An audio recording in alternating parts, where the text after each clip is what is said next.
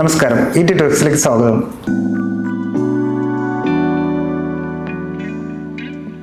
നിങ്ങൾക്ക് ഇഷ്ടമുള്ള സമയം ഇഷ്ടമുള്ള രീതിയിൽ ചെലവഴിക്കുന്നതിന് തടസ്സമാകുന്നത് നിങ്ങളുടെ ജോലിയും കൈവശം പണമില്ലാത്തതാണോ എങ്കിൽ financial independence retire early fire എന്ന തന്ത്രത്തെക്കുറിച്ച് അറിയേണ്ടിയിരിക്കുന്നു.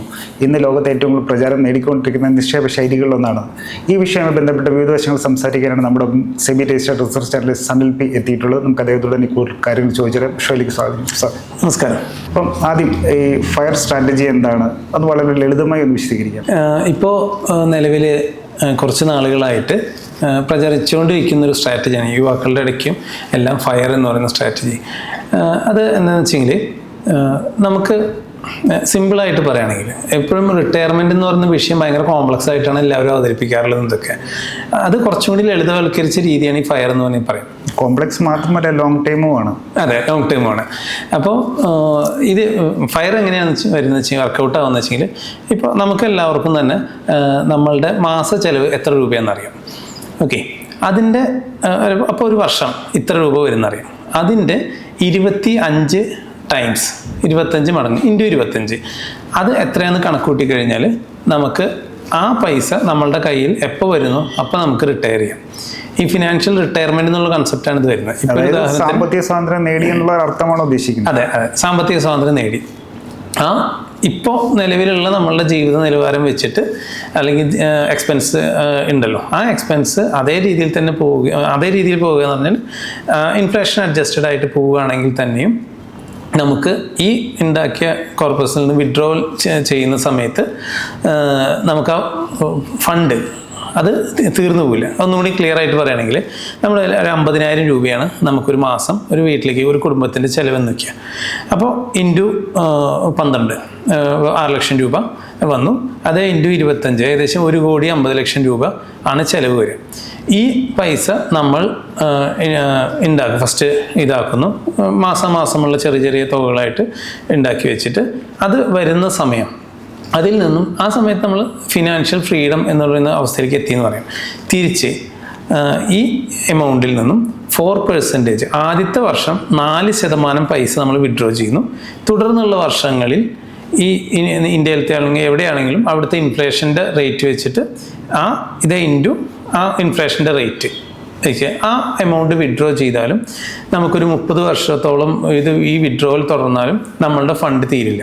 അതാണ് അതിൻ്റെ കൺസെപ്റ്റ്. നമ്മളിങ്ങനെ മനസ്സിലാക്കിയാൽ ഒരാൾക്ക് 50,000 രൂപ മാസ ചെലവുണ്ട്. അങ്ങനെയാണെങ്കിൽ ഒരു വർഷത്തേക്ക് 6 ലക്ഷം രൂപയുടെ ഒരു മാസ ചെലവ് വരും. അങ്ങനെ 25 വർഷത്തേക്കുള്ള ചെലവിനെ നമ്മൾ 1.5 കോടി രൂപയായിട്ട് കണക്കാക്കുന്നു. അപ്പോൾ ഈ 1.5 കോടി രൂപ നമുക്ക് എന്നതൊരു കോർപ്പസ് ഫണ്ടായിട്ട് അല്ലെങ്കിൽ നമുക്കൊരു സേവിങ്സ് ആയിട്ട് കൈവശമുണ്ടോ അന്ന് മുതൽ നമ്മൾ ഒരു സാമ്പത്തിക സ്വാതന്ത്ര്യ നിലയിൽ ഫിനാൻഷ്യൽ ഇൻഡിപെൻഡൻ്റ് ആയി നമുക്ക് പിന്നീട് ജോലിയെ ആശ്രയിക്കാതെ തന്നെ മുന്നോട്ട് നീങ്ങാമെന്നുള്ള കാര്യമല്ലേ ഉദ്ദേശിച്ചു? അതെ, പക്ഷേ ഈ 4% എന്നുള്ള സംഗതി നമ്മുടെ മനസ്സിൽ വേണം എപ്പോഴും. കാരണം ഈ എമൗണ്ടിൽ നിന്നും എല്ലാ വർഷവും നമുക്ക് ആദ്യത്തെ വർഷം നമുക്ക് 4% പിൻവലിച്ച് നമ്മളുടെ ജീവിത ചെലവിലേക്ക് എടുക്കാം.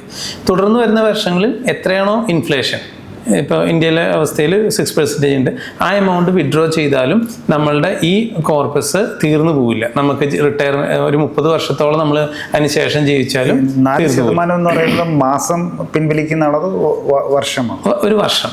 ഇപ്പോൾ ഈ ഒരു സെനാരിയോയിൽ പറയുകയാണെങ്കിൽ നമുക്ക് 1.5 കോടി രൂപ ഉണ്ടായി, അതിൻ്റെ 4% എന്ന് പറഞ്ഞാൽ ഏകദേശം ഒരു 6 ലക്ഷം രൂപ വരും. അതിന് 12 ഓരോ മാസത്തിലേക്ക് എടുക്കുന്ന സമയത്ത് ഒരു 50,000 രൂപ നമുക്ക് ജീവിക്കാനുള്ള പൈസ ഫസ്റ്റ് മാസം വന്നു. അതിനുശേഷം 6%, ഇപ്പോൾ അടുത്ത വർഷം നോക്കുന്ന സമയത്ത് നമുക്ക് 6% എന്നുള്ള കൺസെപ്റ്റിലേക്ക് എടുക്കാം. കാരണം ഇന്ത്യൻ ഇൻഫ്ലേഷൻ എന്ന് പറഞ്ഞാൽ ഒരു 6% ഒക്കെ ഉണ്ട്. അപ്പോൾ ഈ 50,000 ഇൻറ്റു 1.06 എന്ന് പറയും ഒരു കാൽക്കുലേഷൻ പറയുകയാണെങ്കിൽ അത്ര നമുക്ക് പിൻവലിക്കാം. ഒരു 55,000 രൂപ നമുക്ക് മാസം പിൻവലിച്ചാലും നമുക്ക് ഈ എമൗണ്ട് അവിടെ ബാക്കി ഉണ്ടാവും. ഇതാണ് ഫയറിൻ്റെ ഒരു റോ കൺസെപ്റ്റ് പറയുകയാണെങ്കിൽ. അതായത് ആ ഒരു കോർപ്പസ് ഫണ്ടിൽ നിന്ന് പിന്നീടുള്ള 30 കൊല്ലത്തോളം എന്നാണോ അത് അച്ചീവ് ചെയ്യുന്നത് അതിന് ശേഷമുള്ള 30 കൊല്ലത്തോളം ഈ 4% അല്ലെങ്കിൽ നമ്മുടെ ഇന്നത്തെ ഒരു പ്രതിമാസ ചെലവിൻ്റെ ഇൻഫ്ലേഷൻ അഡ്ജസ്റ്റ് ചെയ്തിട്ടുള്ള 25 വർഷത്തിന് അപ്പുറമുള്ള ഒരു തുക നമുക്ക് അന്ന് പിൻവലിച്ചാലും 30 വർഷം പിൻവലിച്ചാൽ ആ കോർപ്പസ് ഫണ്ട് ഇവിടെ കാണുമെന്നാണ് പറഞ്ഞു വെക്കുന്നത്. അതെ, അത്രയും എമൗണ്ട് നമുക്ക് പിൻവലിച്ചാൽ കോർപ്പസ് തീർന്നു പോയില്ല. നമ്മൾ എല്ലാവരും ഈ റിട്ടയർമെന്റ് എത്ര വേണം നമുക്ക് ഇതാക്കാൻ എന്നുള്ളത് നമുക്കൊരു ക്ലാരിറ്റി ഇല്ലല്ലോ. ഈ ഒരു കൺസെപ്റ്റ് ഇത് പ്രൂവൺ ആയിട്ടുള്ളൊരു കൺസെപ്റ്റാണ്. പക്ഷേ ഇന്ത്യൻ സെനാരിയോയിൽ ചെറിയ വ്യത്യാസമുണ്ട്. കാരണം ഇവിടെ ഇൻഫ്ലേഷൻ കൂടുതലാണ്. അപ്പോൾ എത്ര വേണമെന്നുള്ളതിൻ്റെ നമുക്ക് കണക്ക് കൂട്ടുന്നത് ഒരു വർഷത്തെ ചെലവ്, നമ്മുടെ ജീവിത ചെലവ് ഇൻറ്റു 25 വർഷത്തേക്കുള്ള ജീവിത ചെലവിന് തുല്യമായിട്ടൊരു കോർപ്പസ് ഫണ്ട് അല്ലെങ്കിൽ സേവിങ്സ് കയ്യിലെത്തിയാൽ നാഷണൽ ഇൻഡിപെൻഡൻസ് ആയി നമുക്ക് പിന്നെ ജോലി ആശ്രയിക്കാതെ ജീവിക്കാമെന്നാണ് പറഞ്ഞു വെക്കുന്നത്. ഇന്ത്യയിൽ വരുന്ന സമയത്ത് അത് ഇൻഫ്ലേഷനോട് അഡ്ജസ്റ്റ് ചെയ്ത് ഉള്ള ഒരു എമൗണ്ട് ഇത് അതായത് ഈ 25 എന്നുള്ളത് ചിലപ്പോൾ 30 ആവാം. 30 ശരിക്കും പറഞ്ഞാൽ വളരെ കൺസർവേറ്റീവ് ആണ് പറയുകയാണെങ്കിൽ 33 ആണ് പറയുന്നത്. വിഡ്രോവൽ വന്നിട്ട് 3.5% ആണ് പറയുന്നത്. പക്ഷേ എന്നാലും റിട്ടേൺസ് എല്ലാം വെച്ചിട്ട് 30 വരെ ആയാലും വലിയ കുഴപ്പം വരില്ല. ഇനിയിപ്പോൾ ഇങ്ങനെയാണെങ്കിൽ ഫയറിൽ എത്ര തരം സ്ട്രാറ്റജീസ് ഉണ്ട്? ഇത് എങ്ങനെയാണ് നമ്മൾ അച്ചീവ് ചെയ്തെടുക്കേണ്ടത്? ഓഹരി മാത്രമാണോ വഴി? ഓക്കെ, അതിൽ പറയുകയാണെങ്കിൽ ഓരോരുത്തരും ഈ ഫയർ ആൻഡ് സ്ട്രാറ്റജി ഓരോരുത്തരുടെ രീതിക്കും വ്യത്യാസമുണ്ട്. അതിനേക്കാൾ മുൻപ് ഈ ഫിനാൻഷ്യൽ ഇൻഡിപെൻഡൻസ് എന്ന് പറയുന്ന അല്ലെങ്കിൽ റിട്ടയർമെൻറ്റ് എന്ന് പറയുന്ന ഒരു സംഗതി എന്ന് പറയുന്നത് വെറുതെ വീട്ടിലിരിക്കാൻ വേണ്ടിയിട്ടുള്ള അവസ്ഥയല്ല. നമ്മളെല്ലാവരും ഇപ്പോൾ ജോലിക്ക് പോകുന്നത് അന്നത്തേക്കുള്ള കാര്യങ്ങൾക്ക് നടത്താനോ അല്ലെങ്കിൽ നമുക്ക് ജീവിത ചെലവുകൾ നടത്താനായിട്ട് നമുക്ക് ജോലിക്ക് പോകാതിരിക്കാൻ പറ്റില്ല. അപ്പോൾ അതിന് പകരം നമ്മൾ ഇതിനു വേണ്ടി കുറേ ആഗ്രഹങ്ങൾ മാറ്റിവെക്കുന്നുണ്ടാവും. ചിലപ്പോൾ യാത്രകളായിരിക്കാം, അതല്ലെങ്കിൽ വേറെ ചിലപ്പോൾ ഒരു സ്വന്തമായിട്ട് ബിസിനസ് തുടങ്ങണം എന്നായിരിക്കാം. ഇതെല്ലാം റിസ്കി ആയതുകൊണ്ട് നമുക്ക് ജോലിക്ക് പോകാതെ ജോലിക്ക് പോയില്ലെങ്കിൽ ഇതിനൊന്നും നടക്കില്ല എന്നുള്ളത് കൊണ്ടാണ് നമ്മൾ ഇതിനെല്ലാം ഒഴിവാക്കി വെച്ചിരിക്കുന്നത്. ഫിനാൻഷ്യൽ ഇൻഡിപെൻഡൻസ് ഉള്ള അവസ്ഥയിൽ വന്നു കഴിഞ്ഞാൽ നമുക്ക് നമ്മളുടെ അസറ്റിൽ നിന്നും നമുക്ക് ജീവിക്കാനുള്ള പൈസ വരുന്നുണ്ട്. അപ്പോൾ നമുക്ക് ഇത്തരം കാര്യങ്ങളൊക്കെ നമുക്ക് എൻജോയ് ചെയ്യാൻ പറ്റും. ഓക്കെ, ഇതാണ് അതിൻ്റെ ബേസിക് കൺസെപ്റ്റ് വരുന്നത്. സാധിക്കുമെന്നാണ്. ഓക്കെ, അതിന് ഒരു 4 തരം വേണമെങ്കിൽ പറയാം നമുക്ക്. ആദ്യത്തെ ഒരു ഘട്ടം ഇപ്പോൾ ഒരു വളരെ സാധാരണ രീതിയിൽ ജീവിതം മുന്നോട്ട് കൊണ്ടുവന്ന ഒരാളാണ്.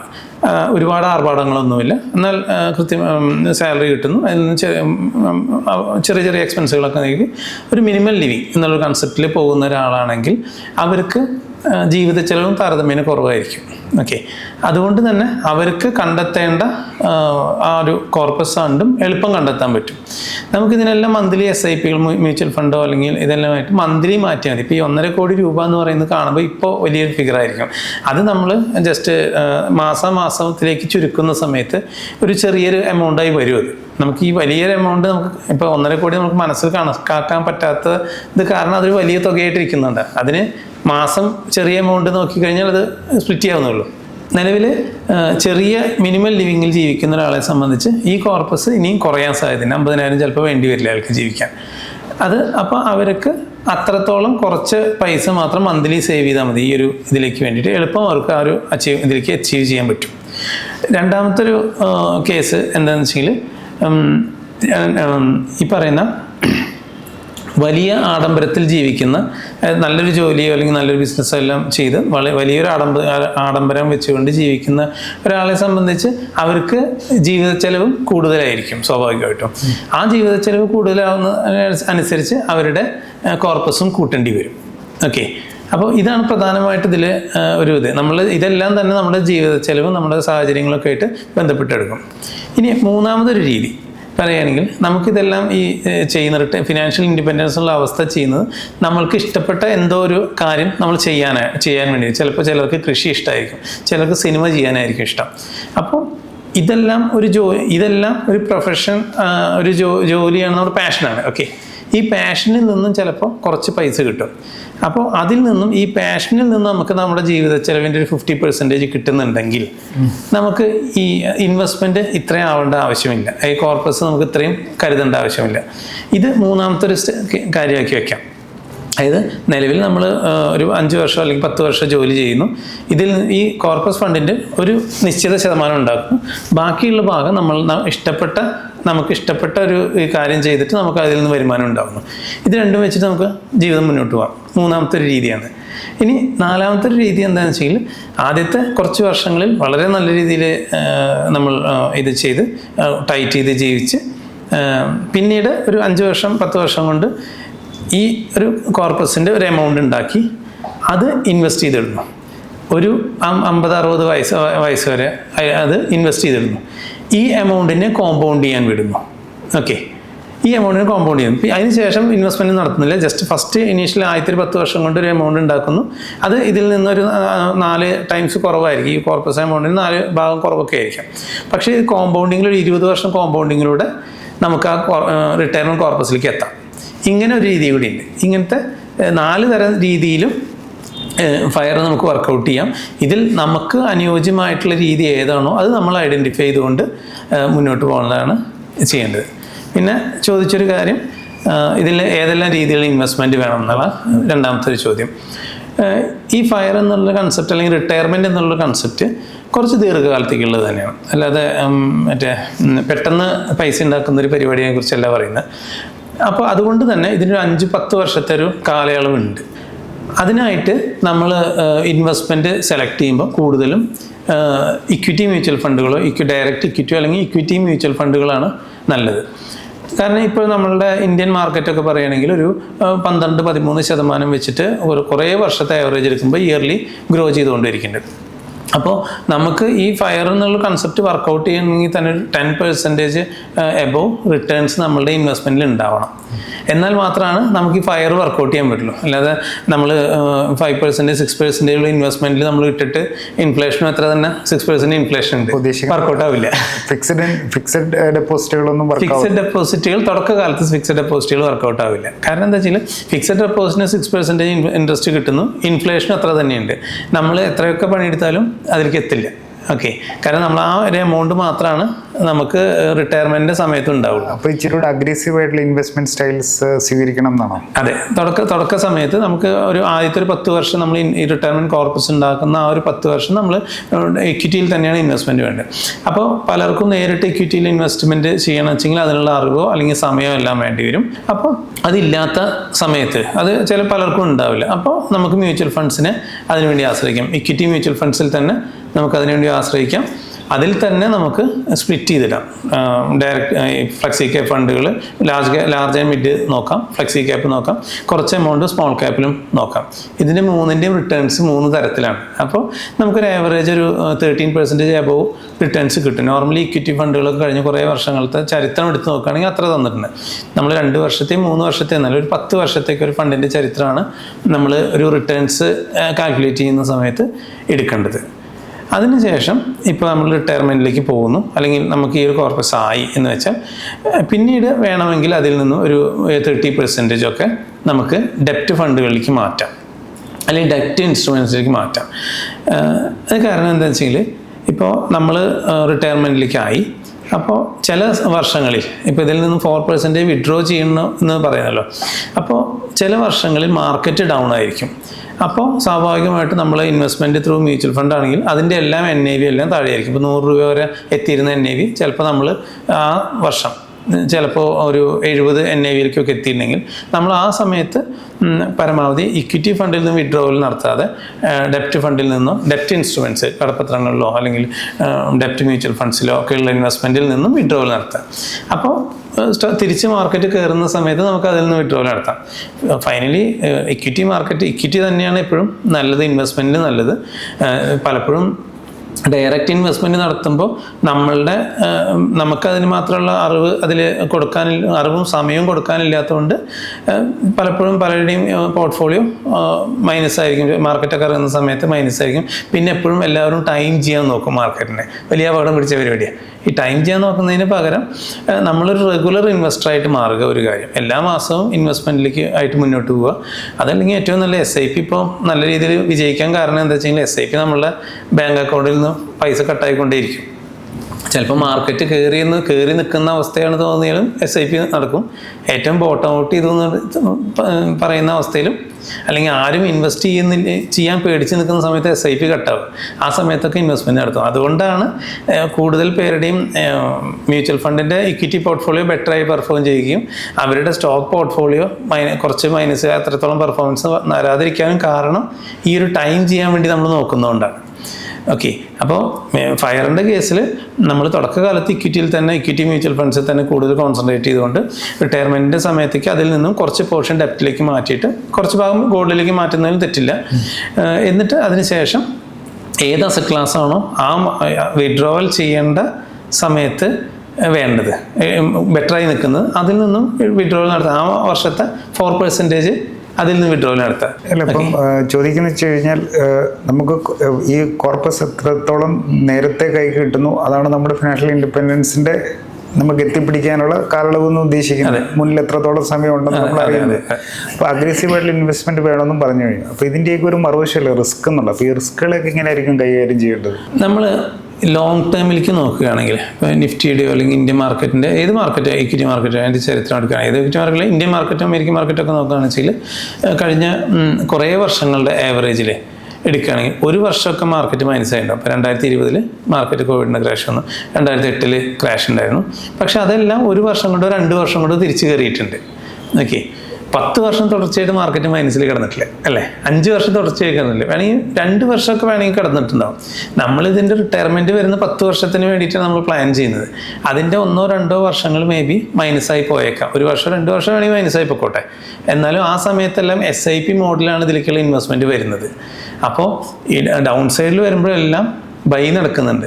ഇപ്പോൾ 100 രൂപയുടെ NAV ഉള്ളൊരു മ്യൂച്വൽ ഫണ്ട് ആണെങ്കിൽ നമ്മൾ ഒരു 1000 രൂപയാണ് നമ്മൾ ഇൻവെസ്റ്റ് ചെയ്യുന്നത്. 100 രൂപയ്ക്ക് നമുക്ക് 10 യൂണിറ്റാണ് നമുക്ക് കിട്ടുക. എന്നാൽ അത് NAV ഇറങ്ങി 50 രൂപയിൽ ആയിക്കഴിഞ്ഞാൽ നമുക്ക് 10 രൂപയ്ക്ക് 10 യൂണിറ്റ് 20 യൂണിറ്റ് കിട്ടും. തിരിച്ചത് 100 ആയിക്കഴിഞ്ഞാൽ നമ്മളൊരു 20, 10, 30 യൂണിറ്റ് കയ്യിലുണ്ടാവും. ഓക്കെ, ഇതാണ് ഇതിൽ വർക്കൗട്ട് ആവുന്നത്. റുപ്പി കോസ്റ്റ് ആവറേജ് എന്ന് പറയും. ഇതാണ് ഇതിൽ വർക്കൗട്ട് ആവുന്ന സംഗതി. അപ്പോൾ നമ്മൾ ദീർഘകാലത്തേക്ക് എപ്പോഴും നോക്കുന്ന സമയത്ത് 10 വർഷത്തേക്കൊക്കെ നോക്കുമ്പോൾ എപ്പോഴും ഇക്വിറ്റി തന്നെയാണ് നല്ലത്, SIP മോഡൽ ഇൻവെസ്റ്റ് ചെയ്യുകയാണെങ്കിൽ. അല്ല, റിസ്ക് ഫാക്ടേഴ്സ് എങ്ങനെ നമ്മൾ കൈകാര്യം ചെയ്യണം? റിസ്കിൻ്റെ കാര്യം പറഞ്ഞു. നമ്മൾ എന്തൊക്കെ പറഞ്ഞാലും ഇതിനെ നമുക്കൊരു ഫിനാൻഷ്യൽ പ്ലാനിങ്ങുമായിട്ട് ക്ലബ് ചെയ്യണം ശരിക്കും. ഇപ്പോൾ നമ്മൾ ഇൻവെസ്റ്റ്മെൻറ്റ് സ്റ്റാർട്ട് ചെയ്തു, റിട്ടയർമെൻറ്റിലേക്ക് വേണ്ടിയിട്ട് ഇൻവെസ്റ്റ്മെൻറ്റ് സ്റ്റാർട്ട് ചെയ്തു. തീർച്ചയായും നമ്മുടെ കയ്യിൽ അതിൻ്റെ ഇടയ്ക്ക് നമുക്കൊരു മെഡിക്കൽ എമർജൻസി വന്നു. അങ്ങനെയെങ്കിൽ നമുക്ക് മെഡിക്കൽ ഇൻഷുറൻസ് മസ്റ്റ് വേണം. ഇല്ലെങ്കിൽ എന്താ വെച്ചാൽ നമ്മൾ 2-3 വർഷം ഇൻവെസ്റ്റ്മെൻറ്റ് നടത്തും, ഒരു ഹോസ്പിറ്റൽ എമർജൻസി വരും, ഇതിൽ നിന്നാണ് നമ്മൾ വിഡ്രോവൽ നടത്തുക. ഓക്കെ, അതിന് പകരം നമ്മൾക്കും നമ്മളെ ഡിപ്പെൻഡ് ചെയ്തിരിക്കുന്ന ആളുകൾക്കുമായിട്ട് നിർബന്ധമായിട്ടൊരു മെഡിക്കൽ ഇൻഷുറൻസ് വേണം. അത് നമ്മുടെ മൊത്തം ടോട്ടൽ ഇൻവെസ്റ്റ്മെൻറ്റിലേക്ക് ബാധിക്കും. കൂടാതെ നമ്മളെ ഡിപ്പെൻഡ് ചെയ്തിരിക്കുന്ന നമ്മളാണ് ഏണിംഗ് മെമ്പർ എന്നുണ്ടെങ്കിൽ നമ്മളെ ഡിപ്പെൻഡ് ചെയ്ത് ബാക്കി ഫാമിലി ഉണ്ടാവും. അപ്പോൾ നമ്മളുടെ അഭാവത്തിലും അവർക്ക് പ്രശ്നങ്ങളൊന്നും ഉണ്ടാവരുത്. അതിനുവേണ്ടി അവർക്ക് മസ്റ്റായിട്ട് ഒരു ടേം ഇൻഷുറൻസ് മസ്റ്റായിട്ട് വേണ്ടതാണ്. ഇത് രണ്ടും ബേസിക് സംഗതികളാണ്. കൂടെ നമുക്ക് അടുത്ത ഒരു 6 മാസത്തേക്ക് ജീവിക്കേണ്ട പൈസ നമ്മുടെ എമർജൻസി ഫണ്ടായിട്ട് കീപ്പ് ചെയ്യണം. അതൊരിക്കലും ഇക്വിറ്റി ഫണ്ടിൽ കീപ്പ് ചെയ്യാൻ പറയില്ല. അത് നമുക്ക് എളുപ്പം വേണ്ടത്. നമുക്ക് അടുത്തൊരു 6 മാസത്തിനുള്ളിൽ അടുത്തൊരു 6 മാസം ജോലി ഇല്ലാത്തൊരവസ്ഥ അല്ലെങ്കിൽ ജോലി ചെയ്യാൻ പറ്റാത്തൊരവസ്ഥ വരുമെങ്കിൽ നമ്മുടെ എല്ലാ ചിലവുകളും നടക്കണം. അപ്പോൾ അതിനായിട്ട് നമുക്ക് ഒരു എമർജൻസി ഫണ്ട് വേണം. അത് ഏതെങ്കിലും ഡെപ്റ്റ് ഫണ്ടിലോ അല്ലെങ്കിൽ നമ്മുടെ സേവിങ്സ് അക്കൗണ്ടിലോ കീപ്പ് ചെയ്യാം. ഓക്കെ, അതിൽ തെറ്റില്ല. മറ്റ് റിട്ടയർമെൻ്റ് അല്ലാതെ മറ്റ് ഗോൾസും ഇതിൻ്റെ കൂടെ നമ്മൾ പ്ലാൻ ചെയ്ത് കൊണ്ടുപോകണം. ഓക്കെ, കാരണം ചില കുട്ടികളുണ്ടെങ്കിൽ കുട്ടികളുടെ വിദ്യാഭ്യാസത്തിന് എത്ര രൂപ വരും ഇന്നത്തെ വാല്യൂ കണക്കാക്കി അത് 10 വർഷം കഴിഞ്ഞാൽ അതിൻ്റെ ഇരട്ടിയോളം വരും. ഓക്കെ, ആ ഇരട്ടി എത്ര രൂപ നമ്മൾ കണക്കാക്കിയിട്ട് ഇപ്പോൾ തന്നെ അതും ഒരു ഗോളാക്കി വെച്ചുകൊണ്ട് മുന്നോട്ട് പോകണം. അതുപോലെ നമ്മുടെ അടുത്തൊരു 10, 15 വർഷം 20 വർഷത്തെ എന്തെല്ലാം ആവശ്യങ്ങളുണ്ട്, വീട് പണി ഉണ്ടെങ്കിൽ അത്, വണ്ടി വാങ്ങണം, വണ്ടി മാറ്റണമെങ്കിൽ അപ്ഗ്രേഡ് ചെയ്യണമെങ്കിൽ ഇതെല്ലാം നമ്മൾ ഗോൾ വെച്ചിട്ട് വേണം മുന്നോട്ട് പോകാൻ. അതിൻ്റെ കൂടെ റിട്ടയർമെൻറ്റും വേണം. ഇല്ലെങ്കിൽ നമ്മൾ ജീവിതകാലം മുഴുവൻ പണിയെടുക്കേണ്ടി വരും. ഓക്കെ, അപ്പോൾ ഇവിടെ സൂചിപ്പിച്ച പ്രകാരം ഇത് കേൾക്കാനൊക്കെ നമുക്ക് രസകരമാണെങ്കിലും ഇതിപ്പോൾ എല്ലാവർക്കും ഒരേ തോതിലുള്ള വരുമാനമായിരിക്കണം എന്നില്ല. ചെറുത് തീരെ താഴ്ന്ന ജോലിയുള്ള അല്ലെങ്കിൽ അത്രയധികം വരുമാനമില്ലാത്ത ശമ്പളക്കാരായിട്ടുള്ള ഉദ്യോഗസ്ഥരും അല്ലെങ്കിൽ ജീവനക്കാരും ഒക്കെയാണ് മിക്കവരും. അപ്പോൾ അവരെ പലരും നോക്കുമ്പോൾ ഒരു ശരാശരി ഉള്ളൊരു വരുമാനമുള്ള ഒരാളെ സംബന്ധിച്ച്, മാസവരുമാനം ഒരാളെ സംബന്ധിച്ച് ഇതൊക്കെ എത്തിപ്പിടിക്കാൻ കഴിയുന്നതാണോ? നമ്മൾ വലിയൊരു ഫിഗർ കാണുമ്പോഴാണ് പ്രധാനമായിട്ട് ഈ വിഷയം. നമ്മൾ ജസ്റ്റ് ഒരു SIP കാൽക്കുലേറ്റർ ഇട്ടിട്ട് നമുക്ക് നോക്കാം നമുക്ക് ഇത്ര സേവ് ചെയ്യാൻ പറ്റും. അത് അടുത്ത ഒരു 10 വർഷം എത്രയായിരിക്കും, അതിൻ്റെ ഇത്ര രൂപ വെച്ച് സേവ് ചെയ്യുന്ന സമയത്ത് എത്രയായിരിക്കും, അതുപോലെ തന്നെ വീണ്ടും ഒരു 20 വർഷം ഇടുന്ന സമയത്ത് എത്രയായിരിക്കും. ഈ ഫണ്ട് നമുക്ക് മസ്റ്റായിട്ട് വേണ്ടതാണ്. ഇല്ലെങ്കിൽ നമുക്ക് നമ്മളുടെ ഡിപ്പെൻഡൻറ്റ് മീൻസ് നമ്മളുടെ കുട്ടികളെ ആശ്രയിക്കേണ്ടി വരും. വയസ്സാം കാലത്ത് നമ്മുടെ കുട്ടികളെ ആശ്രയിക്കേണ്ടി വരും. അത് തെറ്റൊന്നുമില്ല, എങ്കിൽ കൂടി അത് വേണ്ട എന്നുണ്ടെങ്കിൽ മാത്രമാണ് നമ്മൾ ഇത് ചെയ്യേണ്ടത്. പിന്നെ നമുക്ക് ഇത് എത്ര സേവ് ചെയ്യണം, ഇപ്പോൾ ഈ ഒരു പറഞ്ഞൊരു പ്രധാന പോയിൻ്റാണ്. അതിന് വേണമെങ്കിൽ നമുക്കൊരു 50-30-20 റൂൾ വേണമെങ്കിൽ അപ്ലൈ ചെയ്യാവുന്ന ഒരു സംഗതിയാണ്. അത് യൂണിവേഴ്സലി നമ്മൾ പ്രചാരം നേടിയിട്ടുള്ളൊരു റൂളാണ്. അതായത് നമുക്ക് വരുമാനം വരുന്നതിൻ്റെ 50% നമ്മൾ നീഡ്സിനായിട്ട് മാറ്റി വയ്ക്കണം. അതായത് നമുക്ക് ജീവിതം മുന്നോട്ട് കൊണ്ടുപോകണമെങ്കിൽ എല്ലാം ഭക്ഷണം കഴിക്കാണ്ടിരിക്കാൻ പറ്റില്ല. വസ്ത്രം, ഇപ്പോഴത്തെ പുതിയ മൊബൈൽ റീചാർജ് അതൊക്കെ ഇപ്പോഴത്തെ നീഡായിട്ട് മാറിയിട്ടുണ്ടല്ലോ. അപ്പോൾ അത്തരം നീഡ്സിനായിട്ട് 50% നമ്മൾ മാറ്റി വയ്ക്കുന്നു. അതേപോലെ ബാക്കി 30% നമ്മൾ വാൺസിനായിട്ട് മാറ്റി വയ്ക്കുന്നു. ഇപ്പോൾ നമുക്കൊരു ടൂർ പോകണം, അല്ലെങ്കിൽ സിനിമയ്ക്ക് പോകണം, ഇതില്ലെങ്കിലും ജീവിക്കാം, പക്ഷെ അതുണ്ടെങ്കിലും ജീവിതം ഒന്ന് കളർഫുൾ ആവുള്ളൂ.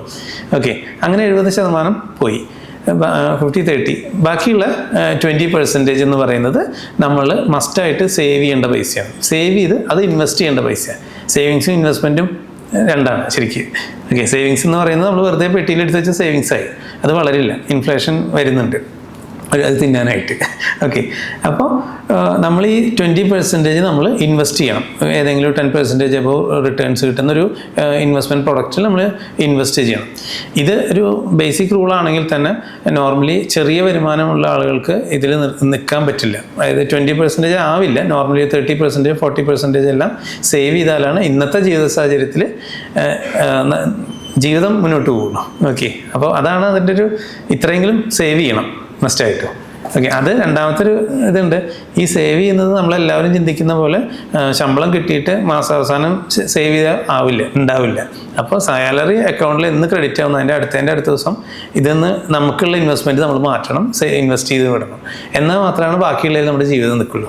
ഓക്കെ, അപ്പോൾ ഫിനാൻഷ്യൽ ഇൻഡിപെൻഡൻസ് റിട്ടയർ ഏർലി എന്നെ സംബന്ധിച്ചുള്ള വിവിധ വശങ്ങളാണ് സനൽ പി നമ്മളോട് വിശദീകരിച്ചത്. മറ്റൊരു വിഷയം വീണ്ടും കണ്ടുപിട്ട് നന്ദി, നമസ്കാരം.